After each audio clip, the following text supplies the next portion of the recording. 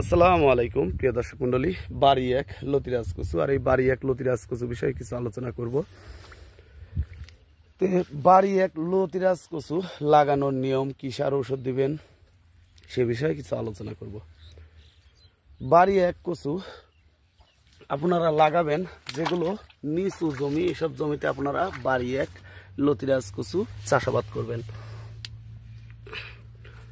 অর্থাৎ কচুটা লাগাতে হবে হচ্ছে লাইনে 1 হাত পরপর, এক লাইন থেকে আরেক লাইন 1.5 হাত, এভাবে কচু রোপণ করতে হবে। কিন্তু জমিটা ইরা ধান যেমন ভাবে রোপণ করে ওইভাবে আপনারা কাদা বানিয়ে নিয়ে তারপরে সুতা টানবেন। সুতা টেনে তারপরে আপনারা লাইনে 1 হাত পরপর লতিরাজ কচু অথবা বাড়ি এক কচু রোপণ করবেন।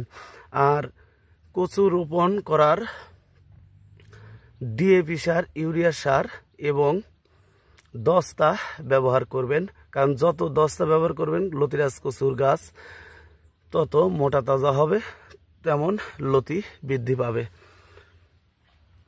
এই যে দেখতে পাচ্ছেন, এই জমি থেকে গেছে সপ্তাহে 6 মণ লতি কাটছিলাম, এবারও আশা করা যাচ্ছে 6-7 মণ আমি লতি কাটতে পারবো। অর্থাৎ প্রতি সপ্তাহে একদিন করে আপনারা লতি কাটতে পারবেন। আর 2 দিন কাটলে লতির ওজনটা কম হবে, সেক্ষেত্রে আমরা সপ্তাহে লতি কাটি একদিন। আর এই লতিরাজ কচুর এই চারা আমরা 2 টাকা মূল্যে বাংলাদেশের প্রতিটি জেলায় সেল দিয়ে থাকি। আপনারা নিতে চাইলে অবশ্যই আমাদের সাথে যোগাযোগ করতে পারেন।